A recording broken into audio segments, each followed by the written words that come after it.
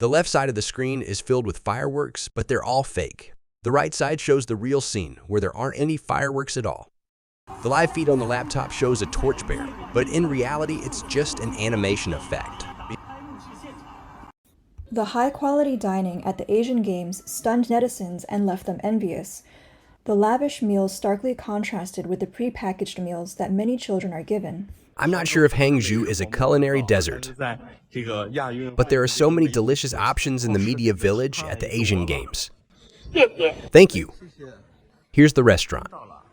Hello? I'll take a plate. Braised pork.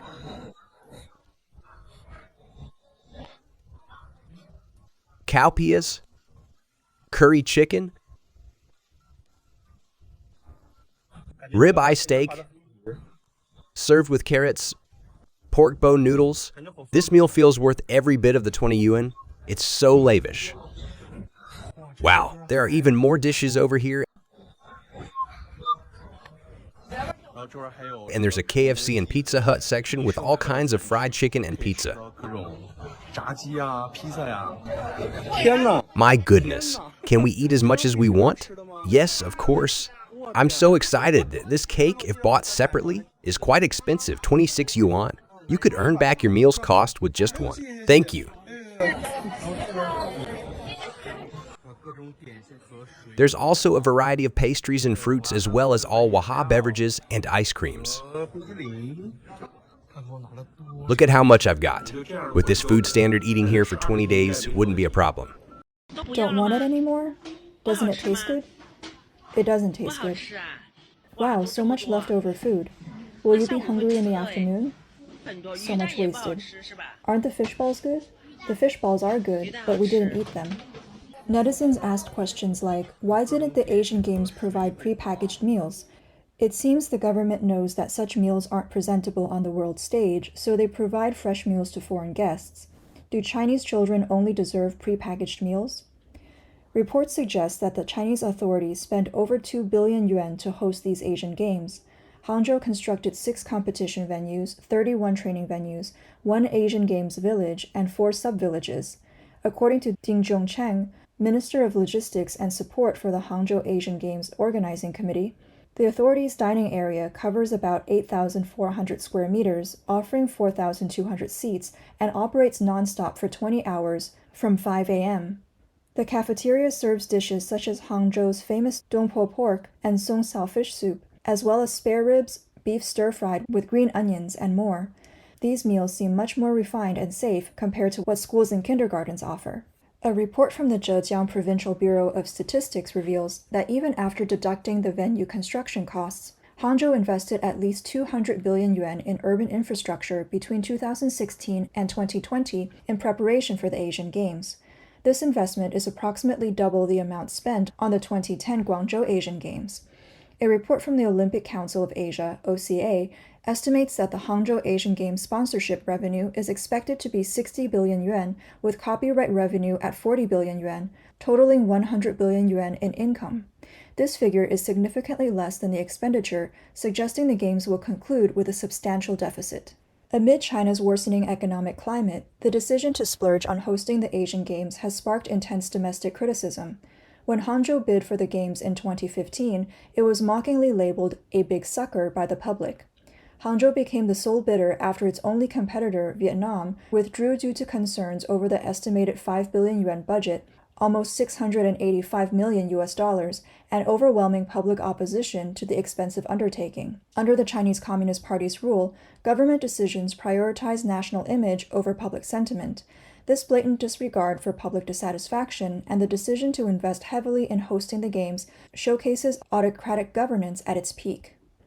Measures resembling martial law during the Hangzhou Asian Games have provoked public dissatisfaction. Throughout the event, areas around each venue were heavily guarded, with security personnel stationed every few steps and watch posts on every nearby street.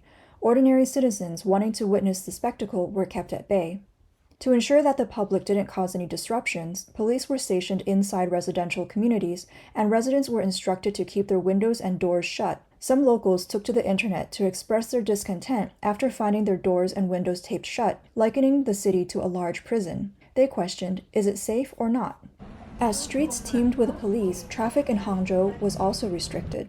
Motorists in Hangzhou are advised not to drive tomorrow. Why? Because tomorrow, September 23rd, marks the opening ceremony of the Asian Games. Throughout the day, the entire Olympic Center zone will have restricted access. Odd-numbered license plates such as 1, 3, 5, 7, and 9 will not be permitted entry. Even-numbered plates like 2, 4, 6, 8, and 0 are generally allowed after 8 p.m. However, from 7 a.m. to midnight tomorrow, they too will be restricted. Moreover, vehicles are not allowed in places like the West Lake Scenic Area, and there will be intermittent traffic controls on Hangzhou's major overpasses, Jiangnan Avenue, and many sections along the Binjiang area. If you must go out tomorrow, best to opt for green transportation. Further videos have emerged of two tourists from the northeast who paid to attend the Asian Games. They were stunned to find themselves the only passengers in a Hangzhou subway carriage. The reason? Hangzhou residents were reportedly ordered to stay home. Hosting the Asian Games should have been a national celebration where citizens participate to exemplify Chinese hospitality. However, the Games, which saw immense funds poured into them by the Chinese Communist Party, prohibited ordinary citizens from attending. Netizens remarked, "The whole city of Hangzhou seems less like it's hosting a grand sporting event and more like it's under martial law."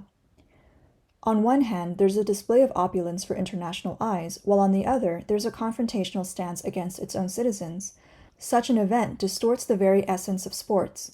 A citizen who called himself Wang Meng was prevented by the police from attending the Asian Games opening ceremony.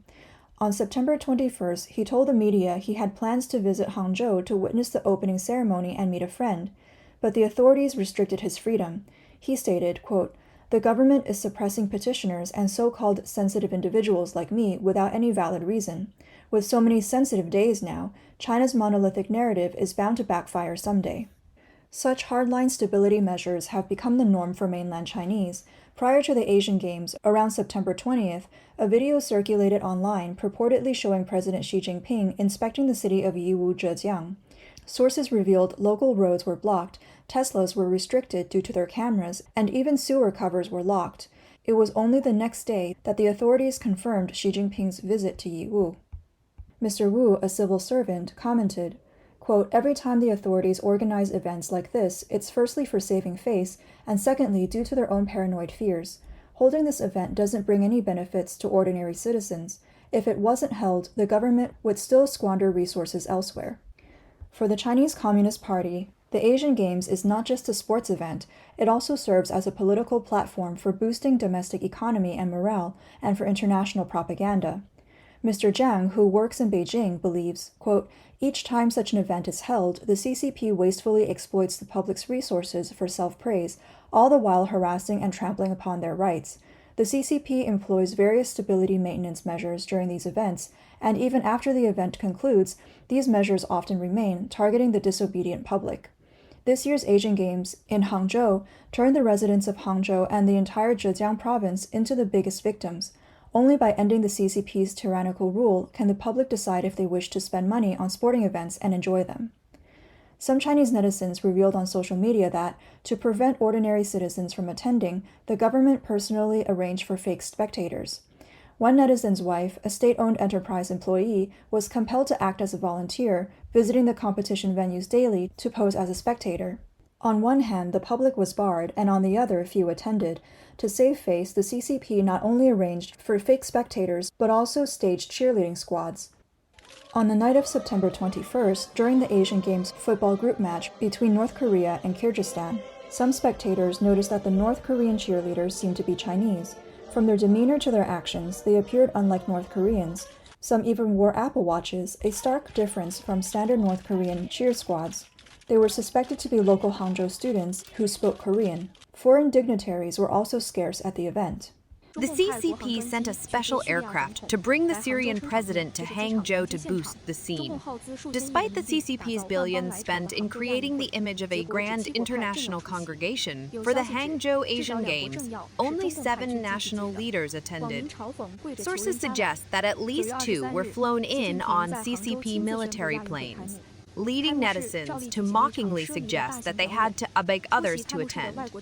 On September 23, Xi Jinping personally announced the opening of the Asian Games in Hangzhou. The lavish opening ceremony was attended by only 7 officials, including the Crown Prince of Kuwait, the Syrian president and his wife, the Prime Minister of Timor-Leste, the King of Cambodia, the Speaker of the Malaysian House of Representatives and his wife, the Prime Minister of South Korea, and the Prime Minister of Nepal. Among these, only Syria, Timor-Leste, and Nepal were represented by their de facto leaders.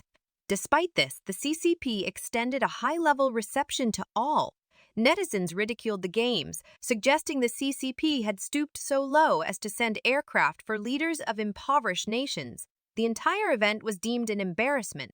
Not only did the CCP send planes to transport foreign dignitaries, they also broke a centuries-old tradition by welcoming the Syrian president at Hangzhou's Leaning Temple.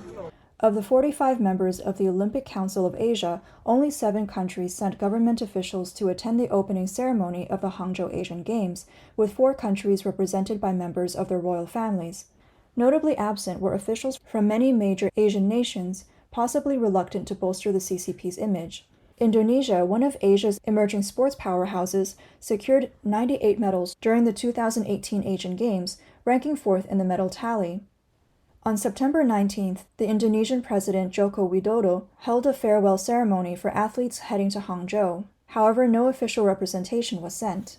Central Asian nations like Kazakhstan and Uzbekistan, inheriting some sports from the former Soviet Union, remain strong in the Asian sports arena. During the last Asian Games, Uzbekistan and Kazakhstan ranked 5th and 9th respectively on the medal table. Despite the CCP's effort to strengthen ties with the 5 Central Asian nations, trying to fill the gap left by Russia, President Biden's recent meetings with the leaders of these nations during the UN General Assembly could lead them to maintaining a careful distance from China. Saudi Arabia and the UAE, which the CCP has prioritized in its outreach efforts, have shown signs of distancing.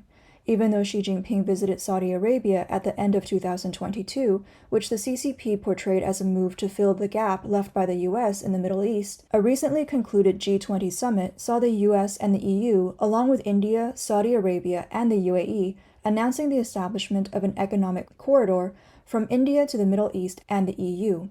This proposition appears more appealing than the CCP's Belt and Road Initiative. Thus, it seems Saudi Arabia and the UAE might be pulling away from China as well. Singapore, Pakistan, and Iran are all internationally regarded as quasi-allies of the CCP. Notably, Iran ranked 6th in the medal tally during the last Asian Games, solidifying its status as one of Asia's sporting powerhouses. However, none of these countries dispatched top national officials to the Hangzhou Asian Games. Mainland lawyer Mr. Lee told the media, quote, "Western democratic nations have clearly seen the tumult caused by the CCP in recent years, its harm to neighboring countries, and its threat to the world at large. Consequently, many are choosing to distance themselves from it, sensing the CCP's days might be numbered." Xi Jinping's absence from G20 summit and the United Nations General Assembly already indicates the growing isolation of the CCP on the world stage. The subdued atmosphere at the Asian Games signals that the CCP's influence in the Asian region is waning. This year's Games seem to be nothing more than a last hurrah for the declining People's Republic of China.